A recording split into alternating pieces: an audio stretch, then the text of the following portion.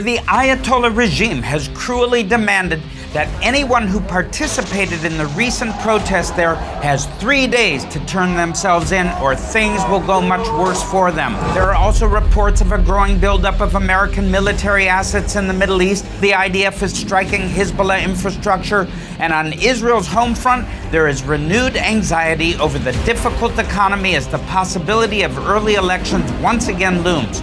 All that and much more is just ahead on this week's edition of VFI News from Israel.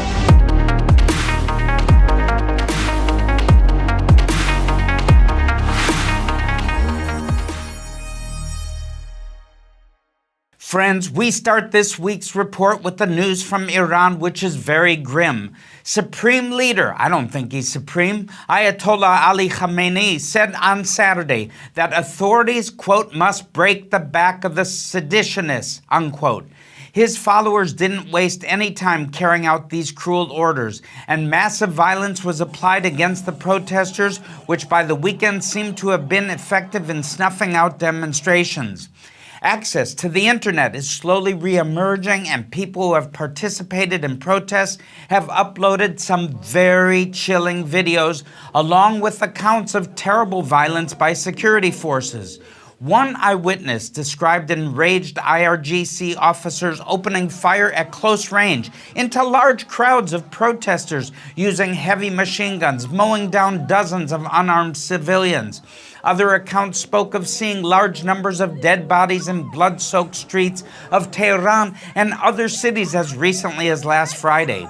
Witnesses have described the Iranian capital as resembling a war zone with curfews, dozens of burned-out buildings, and hundreds of burned-out vehicles littering the streets, and large numbers of security forces who did not hesitate to use violence at the slightest pretext. Amidst these horrific images and accounts, the Ayatollah regime is issuing statements meant for both domestic and international audiences. Ahmad Reza Radan declared in a statement on Monday that those who participated in what he described as riots have 3 days to turn themselves in, promising leniency for those who do, and even harsher punishments for those who do not. He also presented a narrative that the regime understands that many people were deceived into engaging in violence against security forces by Israeli and American agents. And once again, he promised leniency for those who confessed to being thus deceived. This is part of a larger effort by the regime to blame outside agitators in Israel's Mossad and the American CIA for taking advantage of the protests to stir up violence against the regime. Iranian Foreign Minister Abbas Araghchi also lashed out at Israel on Monday, blaming us, once again, for the cancellation of his address to the World Economic Forum in Davos, Switzerland. Israeli President Isaac Herzog responded by saying, quote, the same murderous Iranian regime massacring its own people day after day, executing innocent women and men for daring to call for their freedom, and spreading terror and death across the Middle East is in no position to lecture others on morality. While President Herzog represents a democracy that defends its citizens and the free world against murderous terrorism, Iran's foreign minister represents a brutal and tyrannical regime that attempts to mask its crimes with hollow rhetoric. But to switch to commentary mode for a moment, I must also say that it is no secret that the Mossad, CIA, and many other Western intelligence agencies are operating on the ground in Iran and actively doing everything they can against the regime. I am sure they did play a part in helping to organize the protests and encouraging the Iranian people to stand up for themselves. However, trying to say that this was the primary cause of the protests, much less the escalating violence that the regime has just brutally suppressed, is a monstrous and preposterous lie. The regime simply doesn't want to admit that it made many mistakes and went way too far in brutalizing its own people. So they want to shift the blame for the bloodshed of the last few weeks onto their enemies. This is morally wrong, and it's also a self-defeating strategy which will do nothing to address the problems which prompted the protests to break out in the first place. For instance, Iran's real currency is still functionally useless. What foreign currency there is in Iran is still mostly in the hands of the IRGC and other institutions and individuals close to the regime, while the general population is struggling to survive. By the way, there have also been reports in recent days of many wealthy individuals and even IRGC officers fleeing Iran and taking whatever transportable wealth they could get their hands on with them. This is going to leave even fewer resources to help the ordinary people of Iran recover from everything they've been suffering from for so long. Furthermore, the reservoirs, which are supposed to hold Iran's water supply, are still nearly empty. The air quality in Tehran is still the worst in the world. Basically, it stinks. And after nearly a month in which hundreds of vehicles and buildings were set on fire amidst the protests, this problem is probably even worse than it was before. Iran's infrastructure is still obsolete, crumbling, and worn out, and the international sanctions, which have been crippling economic growth for so long, are going to get even more stringent going forward. The effort by China to prop this regime up and breathe life into its sputtering economy is doomed to fail, and sooner or later the party boys in Beijing are going to figure out what a bad bet they're making and cut their losses.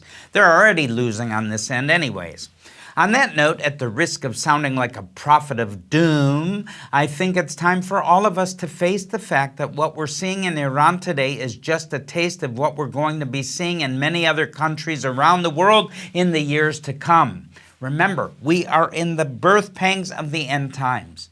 Now, completing that picture about the only hopeful thing going on in Iran today is the growth of the evangelical underground church. Bravo! That's also the only hopeful thing we see happening in many other places. But Iran's situation is uniquely awful, and the growth of the underground church there is uniquely hopeful and positive. Praise God. Now, I've been in commentary mode for a while, so let's get back into the news. I thought we were already, because the United Nations did something useful for a change on Monday, issuing a statement that Iran is using execution as a tool of state intimidation and has reportedly wiped out over 1,500 just by hangings or executions in 2025. That is just those who were reported by the security apparatus itself, and mostly includes those who were executed under controlled circumstances in prisons. It does not even include those who were summarily executed on the streets during the recent round of protests. The estimates of those numbers vary widely, but the higher end of them ranges up to around 20,000 people killed. And I personally believe that by the time all those who were wounded in the crackdown succumb to their wounds and those who were arrested die while being interrogated and tortured in custody, that number is likely to be doubled or more. Now, with all that in mind, the Pentagon has deployed some serious assets to the region in the last few days, raising the possibility of a strike on Iran, which at this point would probably be regarded as punitive since it's probably too late to meaningfully help the protests. But on the other hand, this regime deserves to be punished, and that might be what President Trump has in mind at this point. Of course, the regime is getting hysterical watching all this, with President Pezeshkian and members of the National Assembly declaring that any attack will be met with a catastrophic counterattack. Specifically, they're saying that if a hair on Khamenei's head is hurt, it would be considered a declaration of all-out war. Candidly, I wonder if even they expect anyone to be impressed by that threat at this point, or if they're only saying it because they simply don't know what else to do under the circumstances. In any case, Israel has no choice except to take seriously the possibility that Iranian missiles might once again start coming our way in the event of an American attack, whether the IDF participates in that attack or not. This time, it is assessed that there is a heightened possibility that Hezbollah and Lebanon might join in an attack, as the rhetoric coming out of Hezbollah leadership has gotten sharper and more confident. However, another thing that's increased is IDF strikes, almost daily now, on Hezbollah weapons depots, bunkers, tunnels, and rocket launching sites. When will this all end, people? I'll never know, but I think it's going to continue for a long time. The internationally recognized government of Lebanon declared earlier this month that the National Army had reestablished full control of the territory south of the Litani. But that is self-evidently not true, and the IDF is busily finishing the job of demolishing Hezbollah's capabilities. It is still possible that Hezbollah might open fire with rockets from north of the Litani River, and it's also a possibility that the Houthis in Yemen might also begin firing ballistic missiles at us once again. Terrorist groups supported by Iran, they are the problem, aren't they? And based in Iraq and possibly Judea and Samaria, might carry out strikes if they believe the Ayatollah regime is in serious peril. In fact, the IDF and border police have warned that the threat level in Judea and Samaria, as well as in East Jerusalem, is elevated due to regional developments, and urged residents to be ready for trouble. Now, in the first half of the report, I told you about some of the most immediate threats to Israel's security, but there are some longer-term and more general threats that I also need to explain to you. We'll start in Syria, where the al-Jolani regime has apparently crushed the Syrian Democratic Forces, a Kurdish-dominated militia which in the past has received support from the United States. One of the reasons they were supported by the United States is because they were guarding several prison camps in northwestern Syria that were full of ISIS terrorists who surrendered or were captured over the course of Syria's long civil war.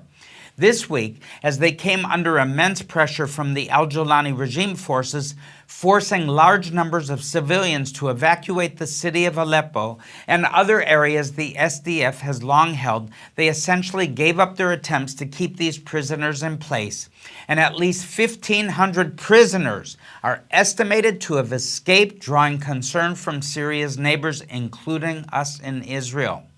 Now, to switch to commentary mode again for a moment, it is unclear how big of a problem these guys will be at this point. Many of them were in the prison camps for several years, and while they were there, they certainly weren't training to continue carrying out terrorist activities. Skills that aren't practiced are lost, and these escaped ISIS operatives also don't have any weapons or equipment.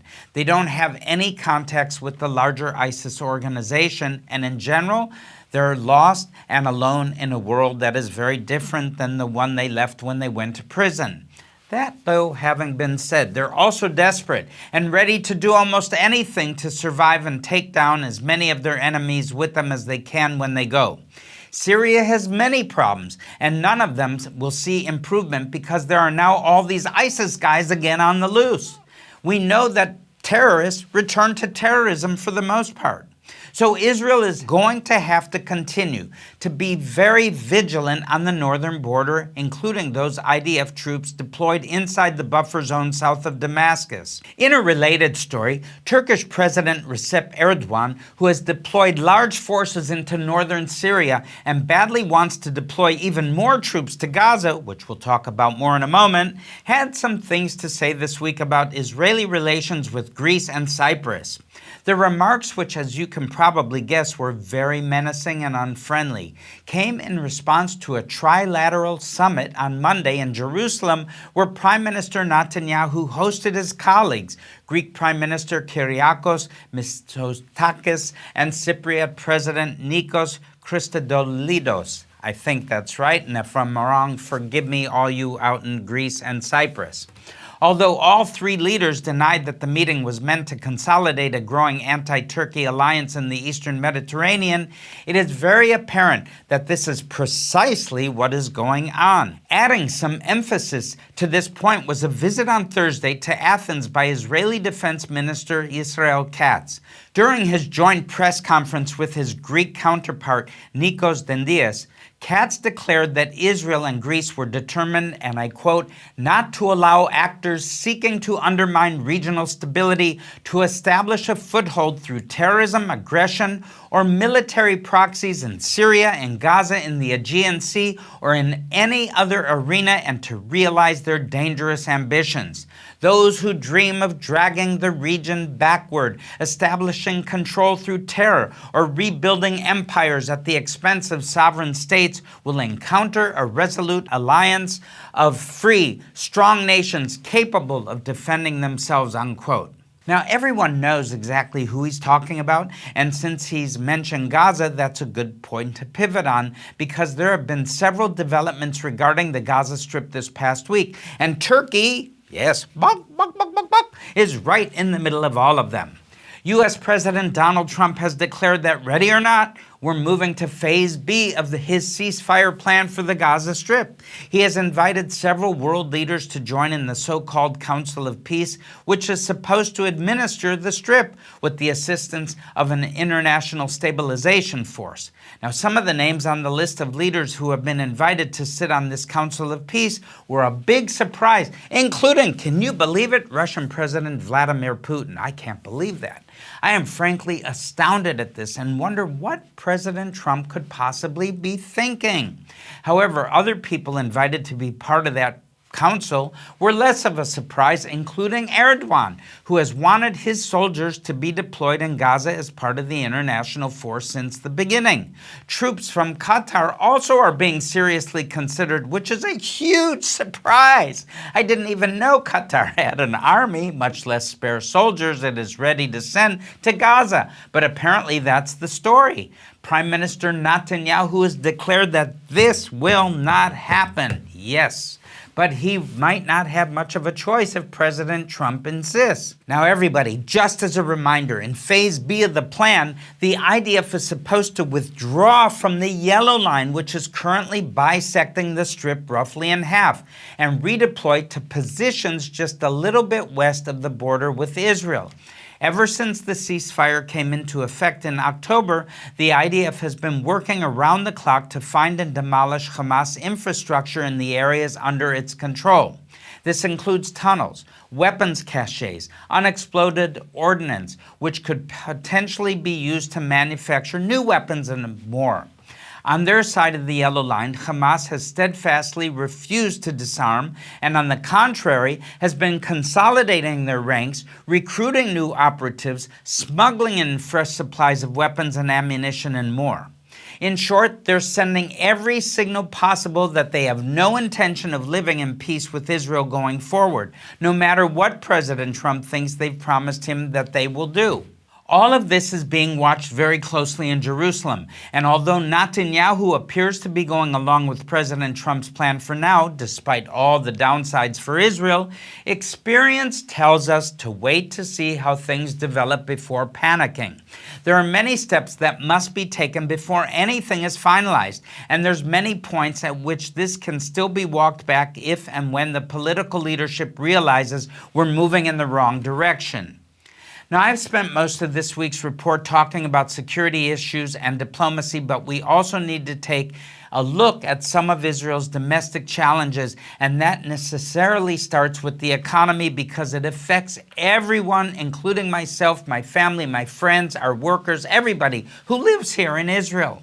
A report published this past week by the nonprofit organization Daf Hadash included some truly dreadful statistics, including the fact that nearly one-third of Israeli households are not able to pay their monthly expenses. Almost 40% of households would be unable to handle an unexpected financial emergency. 30% are stuck in chronic overdraft to their bank accounts, and 1/5 of homeowners are in danger of defaulting on their mortgages and having their property repossessed by the bank. According to Israel's state comptroller, that includes prices for basic food items that are 51% higher compared to EU member countries and 37% higher than among OECD countries. In related news this week, it emerged that thousands of Israeli men who served extended periods in IDF reserve duty and fought in this war are being told that they must pay back thousands of shekels they received from the National Insurance Institute in the form of compensation. The calculations for how much money these reservists were entitled to were off, apparently, and now several of them are being told they must pay back sums equaling tens of thousands of shekels. I cannot believe this, people. This is sure to add to the already terrible mental and emotional health crisis being reported among veterans of this war, with one recent report indicating that more than 80,000 veterans are going to need counseling services to deal deal with the trauma they suffered as a result of their service.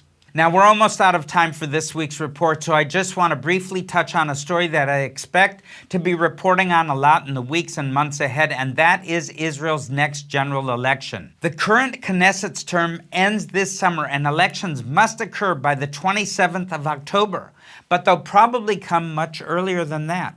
This week, a proposal was reportedly made by former IDF chief Gadi Eisenkot, head of the Yashar party, which means straight ahead or straight, to form a mega slate with Yair Lapid's Yesh Atid party and the as yet unformed party to be led by former Prime Minister Naftali Bennett. It's unlikely that this proposal will go anywhere, but it is indicative of the big story in the coming election season that Bennett, despite not even having a name for the party he will be leading, is polling at around 22 to 24 seats in recent surveys. It's likely that any bloc which hitches its wagon to his star will have a decent chance of forming a governing coalition following the next election. And that is the good news I'm going to end this week's report on. After all the turmoil of recent years, it's nice to have the possibility of a sane and stable Knesset coalition to look forward to. So with that, I'm Barry Siegel, and this has been another edition of VFI News from Israel. Shalom, shalom to all of you out there. Thank you for watching.